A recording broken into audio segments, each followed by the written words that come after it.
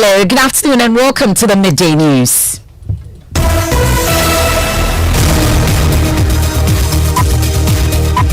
The news is live on Joy 99.7 FM here in Accra. In Kumasi, we are on Love 99.5 FM and a number of affiliates across Ghana's 16 regions, including Amenuveve FM and Flow FM in Aplau. We are on ATL FM in Cape Coast, Radio Max in Takrade, and Pad FM in Damango. We are live on Facebook, also on myjoyonline.com interactive app. The Midday News is sponsored by Petrosol, your clean fuel in full quantity. Petrosol is always a delightful experience. Also brought to you by Duraplus Ghana Limited, producers of quality PVC pipes and water tank. Where Duraplus goes, water flows. Coming up, ghost names, fraudulent names, individuals with unverified dates of birth are to be deleted from the public payroll as the Fair Wages and Salaries Commission begins monitoring and auditing of the public payroll.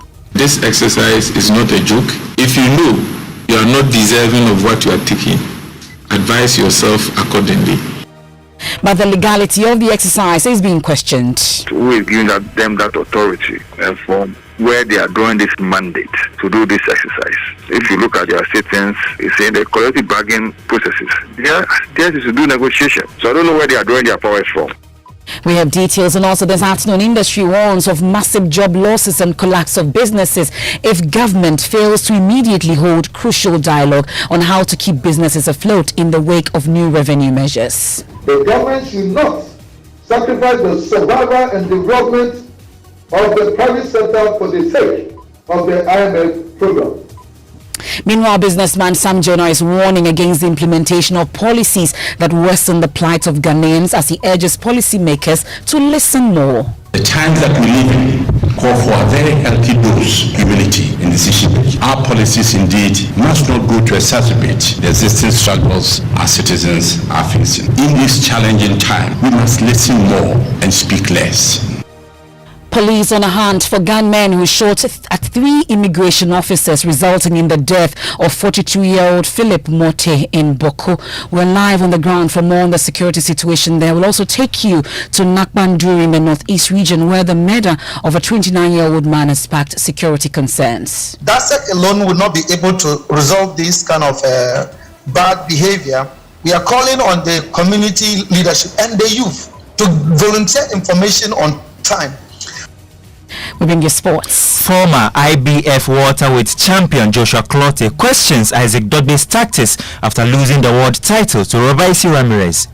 And much later, parents have control over the awards when they are with them. But have you thought about what your children consume on the internet when they're alone? We hear from some youngsters sharing their experience on the type of content they're exposed to on various social media platforms. Got my phone. I knew that texting strangers was a no. Eventually, I gained control of what I could see when I was using it. So like when it comes, I just click not interested. We have that and more in this afternoon's edition of the Midday News here on Joy 99.7 FM. I am Emefa Apawu. Please stay on for details.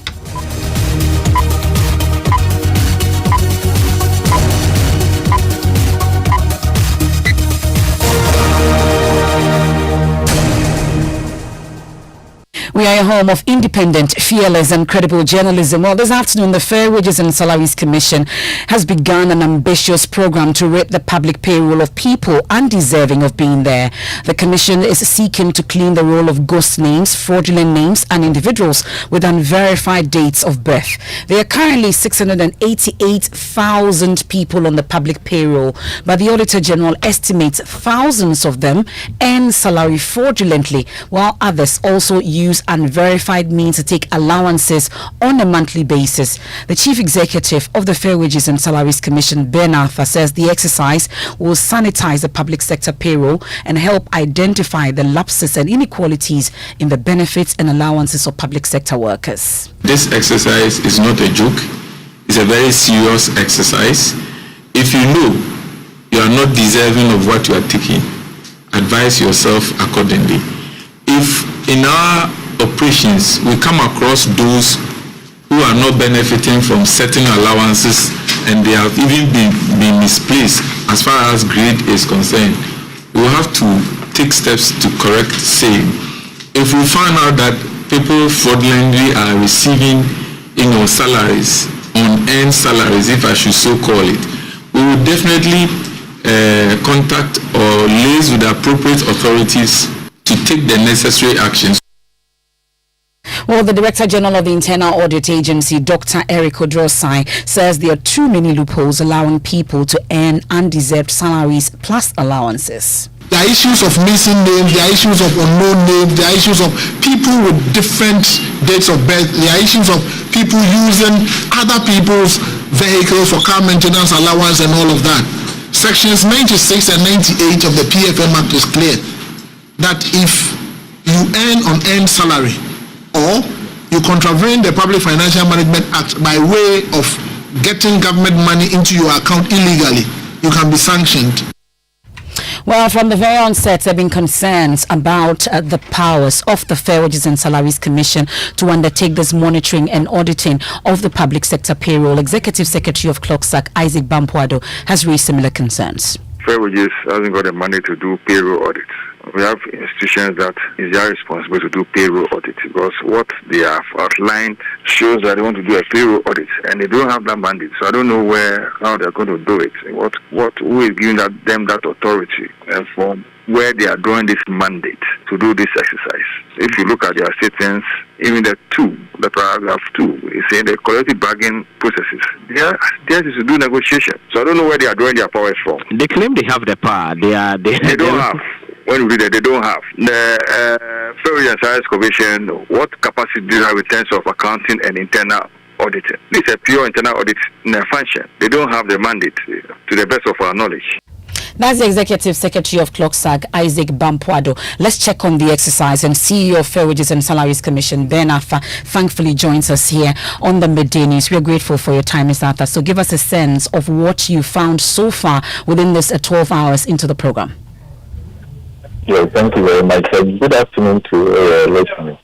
Unfortunately, I'm not able to share findings publicly because as and when we come across the issues, we want to deal with them case by case. So for sharing the particulars of what we have just found with you, we are not able to do that publicly. Okay. But however, I must say that the exercise is moving on smoothly.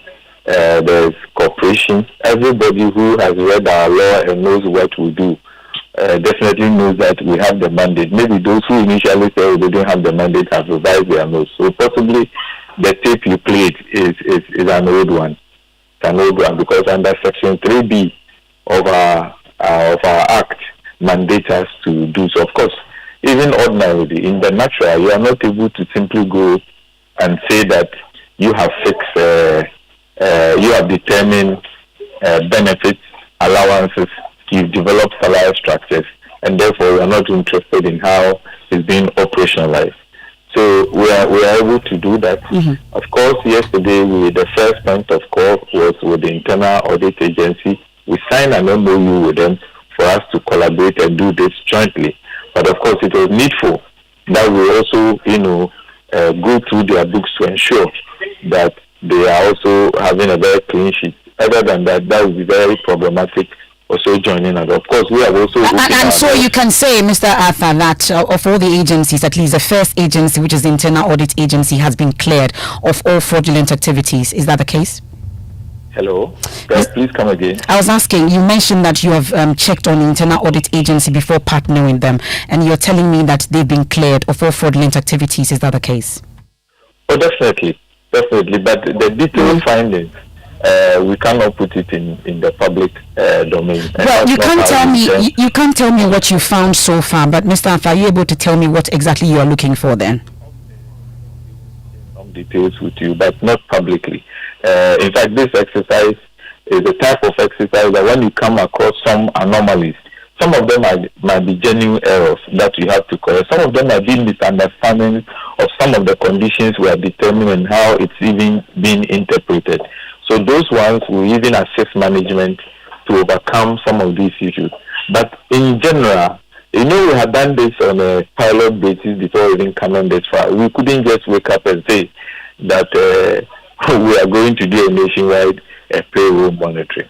We couldn't have done that. So we've done this, bit and pieces, gathered some information. We have a very clear idea as to what we're looking for and what we're going out there to do. Okay. But essentially, it's to ensure equity and to ensure that we have a very decent payroll. Those who are working for what they are earning must earn it, and those who are not doing the work but are paid, possibly they might be ghost workers. Why should the one who is working be paid and the one who is also not even supposed to be an employee be paid equally? That one must be cleared. Apart from that, you found some cases elsewhere where somebody is misplaced on the structure. If the person is deserving of, let's say, level 22, it's possible the person is placed at 19.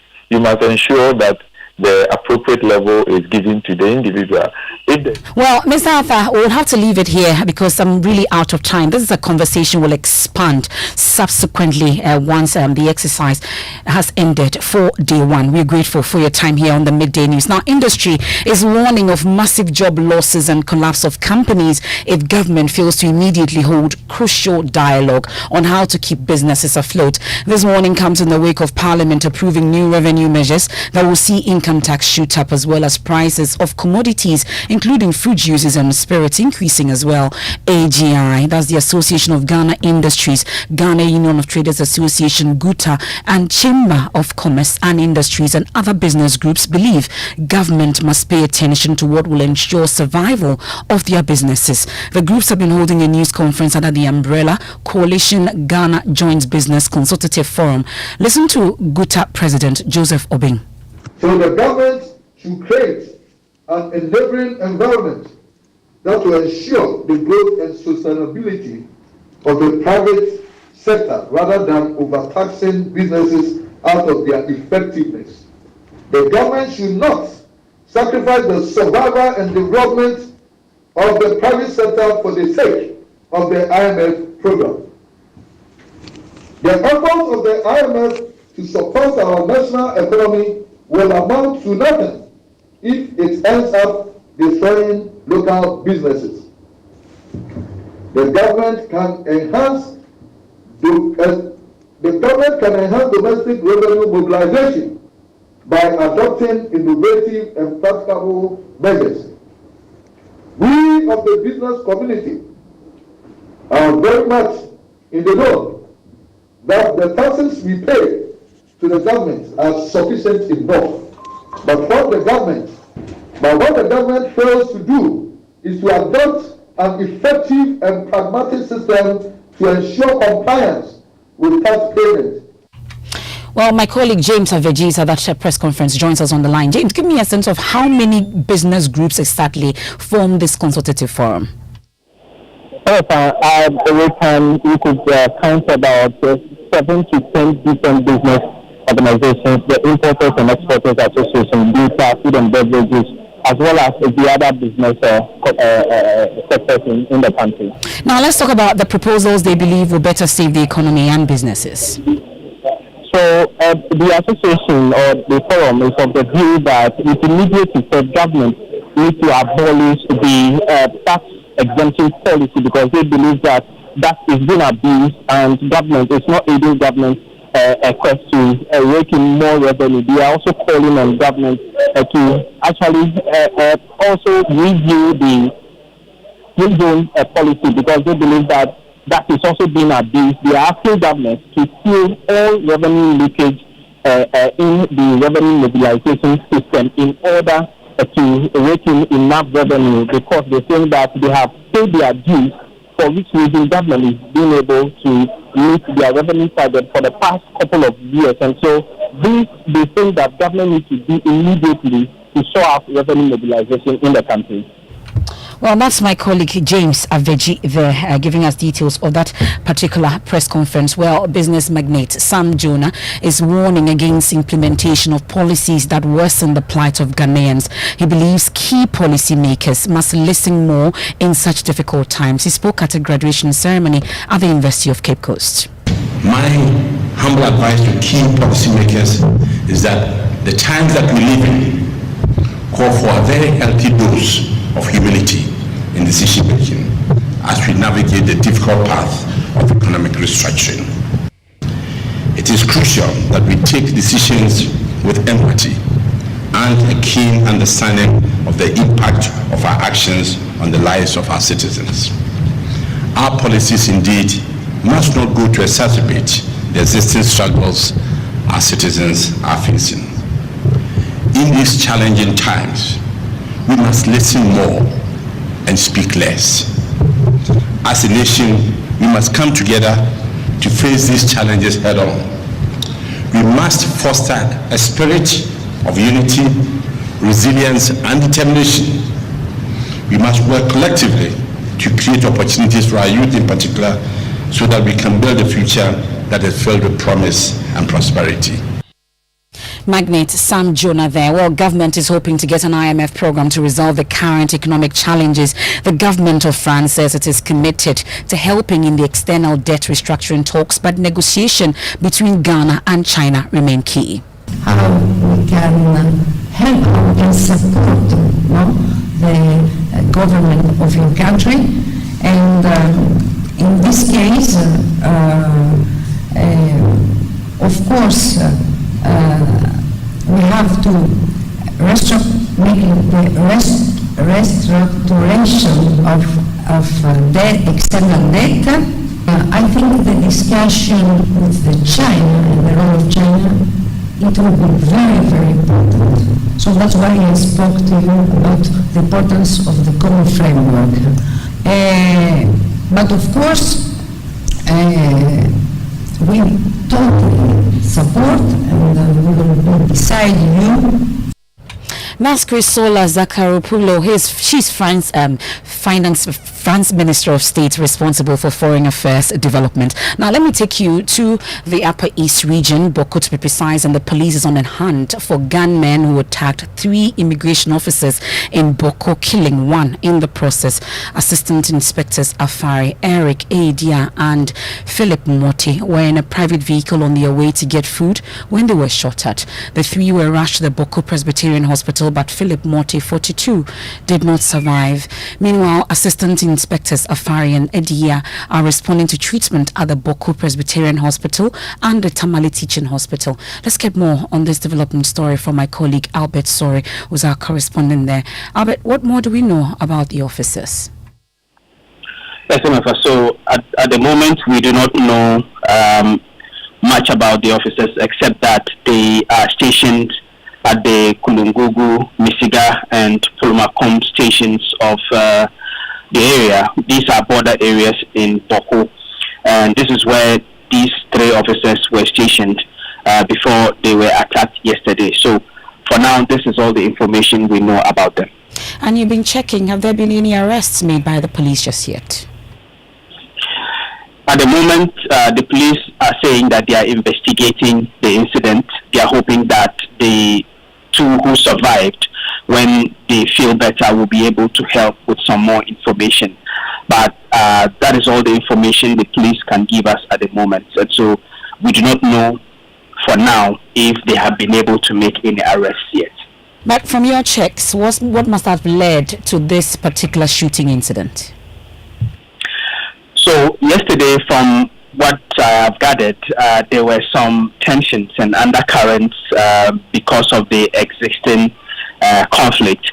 The details of what led to these tensions for security reasons, we can't go into them. But around 4 p.m. yesterday, we were told that gunshots were heard, and later in the evening, these officers were attacked. So if we speak to the residents, a lot of them believe that these officers may just have been caught in the middle of the tensions that were brewing yesterday. And so this is the information we can give at the moment. But usually the security are very tight when it comes to giving out information about these things. So a lot of the information we have gathered, we haven't been able to confirm from official sources. And so that is why I can't put it out at this moment. Thank you very much. That's my colleague Albert Sori there reporting from Boko. Well, let's head down south and turn our attention to Nakbanduri in the northeast region, where a murder of a 29-year-old man has sparked concerns about the failure of the state to provide adequate security for the people in the area. The deceased, Souk Fendib, was dragged out of his room and butchered by 2 men following a misunderstanding between them at a drinking spot. The incident brings the number to 6 people killed similarly in in the town in the last 3 years. Correspondent Elias Sotanko has more.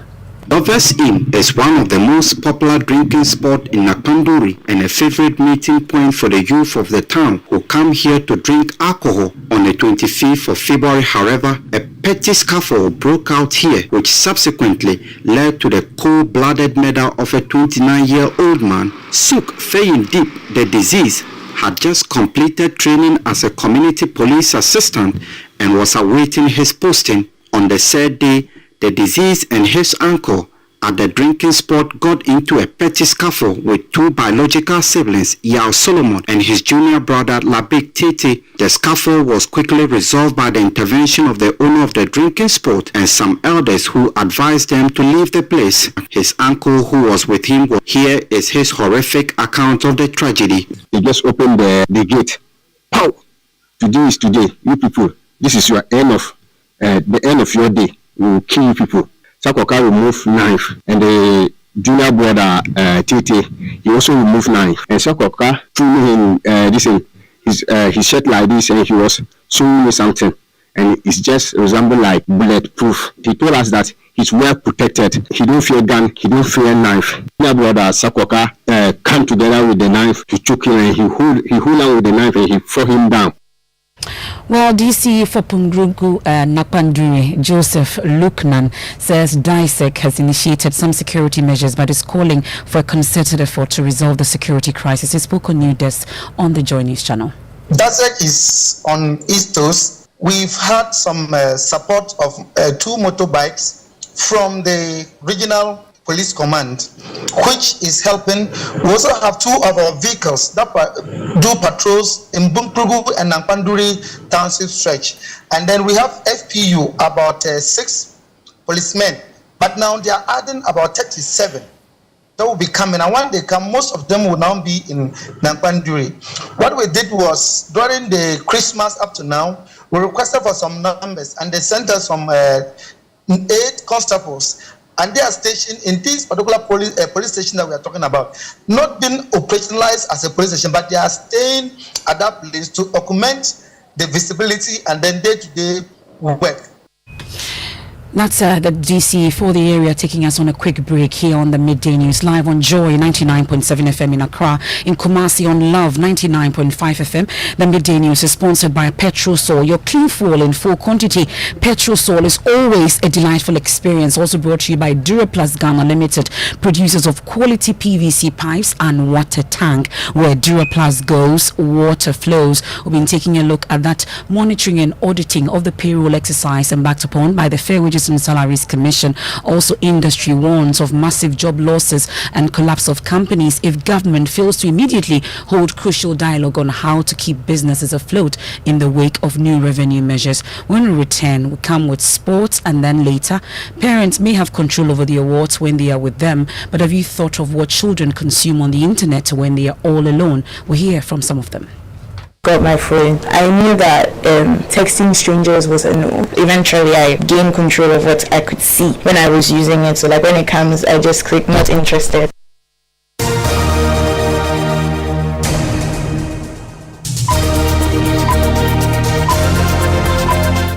Thanks for choosing us. Let's do sports. Mubarak. Thank you very much, Emefa. Now, former IBF welterweight champion Joshua Clottey is unimpressed with the tactics of Isaac Dogbe in the defeat to Robaisi Ramirez. Dogbe fell short in his attempts to become a 2-division world champion, losing the WBO featherweight title to his Cuban opponent via a unanimous decision. Clottey attributed the defeat to the approach of the Ghanaian boxer. Dogbe allowed the guy to take his time. Sometimes he stands like he's trying to watch what Dogbe is doing. Then if Dogbe throws his punches, he always do his counter punching. And Dogbe allowed the guy to be free too much. He allowed him to be free too much. He's supposed to stop on him. That's all. I believe that is gonna be the guy. As I keep saying that, Dogbe is a very, very body snatcher. He hits body very good. But the problem about Dogbe is about his defense, because anytime you try to throw punches at Dogbe always defenseless. But if Dogbe try as much as possible and he know how to defend himself in the ring, he's gonna beat people. Trust me. So that's former IBF welterweight champion Joshua Clottey. Well, let's turn our attention to politics now. And this afternoon, chairman of the NPP, Stephen Mtim, in his first major outing since his election, has described as empty and total falsehood the recently held True State of the Nation address by his counterpart in the NDC, Johnson Asiedu-Nketia. In a rebuttal weeks after that address, Mr. Mtim says the NDC is just propagating falsehood in the hope that Ghanaians will believe it. Listen to excerpts of that address a while ago here in Accra. It was an anticlimax because in the end, nothing new was said except the old exaggeration and deliberate misrepresentation of facts. The statement read by the NDC chairman, national chairman, Mr. Johnson Asiedu-Nketia, was far from a document seeking to discuss the state of our country. There was no serious analysis of the economy, no assessment of sectoral developments, and no attempt to propose solutions to the current economic challenges. Ghana's economy was the toast of the world until COVID-19. My colleague Kweku Asante is at that press conference, joins us on the line. So Kweku, I know he's been addressing issues on economy, size of government and corruption. Tell us more. So that news conference just ended. On the size of government, Chairman Mtim has been saying that despite persistent calls by some members in the NDC that government has ignored calls to reduce the size of government, the government has actually done so, and that indeed the NPP started in 2017 with about 126 ministers, but have downsized to 86 now, a testament to the fact that President Akufo-Addo has been listening to calls to downsize, and not only that, he has significantly cut down on expenditure. On the economy, he says, despite the NDC consistently claiming that the economy has been run aground by the government, it is true testament that the economy is facing some challenges because of the war in Ukraine as well as COVID. He says the NDC just want to repeat falsehood to the point where they sound like their truths. That's my colleague Kweku Asante there. Now, pressure is mounting on Ghana's lawmakers to respect the rights of sexual minority groups, especially homosexuals, lesbians, as some European governments are expressing reservations about Ghana's proposed anti-gay bill. Speaker of Parliament Abang Babin, we know, last week accused Western government of meddling in internal affairs when visiting U.S. Vice President Kamala Harris, stated at a joint press briefing with President Akufo-Addo that her government is keen on preserving and promoting these rights across the world. We can first hear from Chrysola Zakharopoulou, the French Minister of State for Foreign Affairs.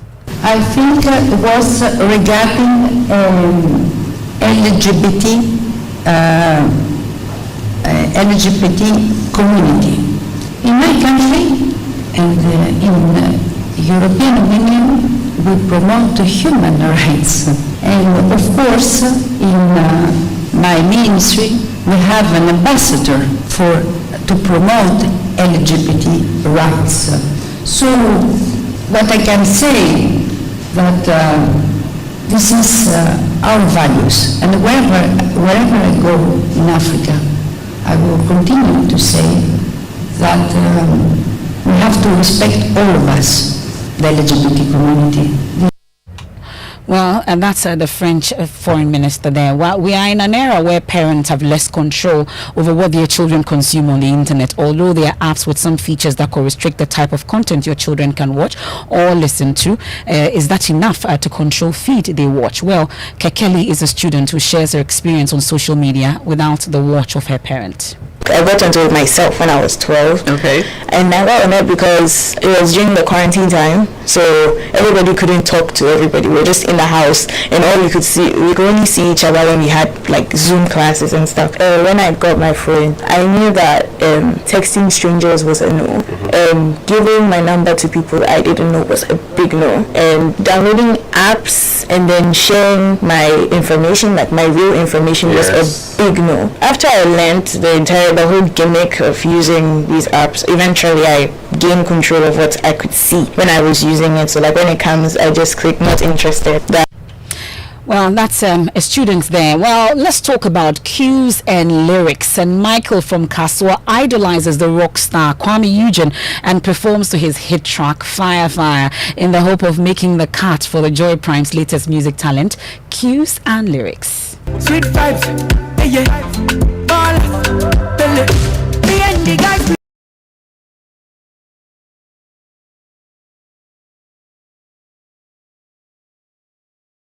Eyes on the girls in the corner, eyes on, living la vida local. Holiday, here we come. My guys not afraid to enter the DM of Bernard the Stallion, cause we are young, we carry on, oh my God, I bet you are feeling this song,